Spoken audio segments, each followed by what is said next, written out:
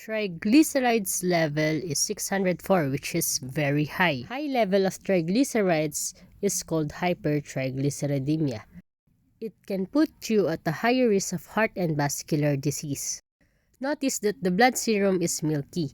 Even if we will recentrifuge this serum, this will still looks the same. This is because of the high level of triglycerides. This serum is a sample of alipemic serum.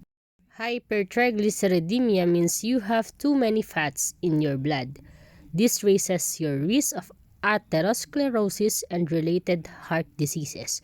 What is atherosclerosis? What should we do if we receive samples like this with high triglycerides level? First, we have to rerun the test to make sure that the results are the same. After rerunning this one, we have to notify the physician of the patient. We have to make them know that the results are really high.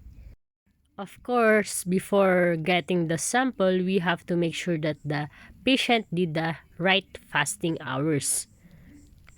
And also, in additional, ask them what food did they eat yesterday. Maybe some of the patients eat mukbang.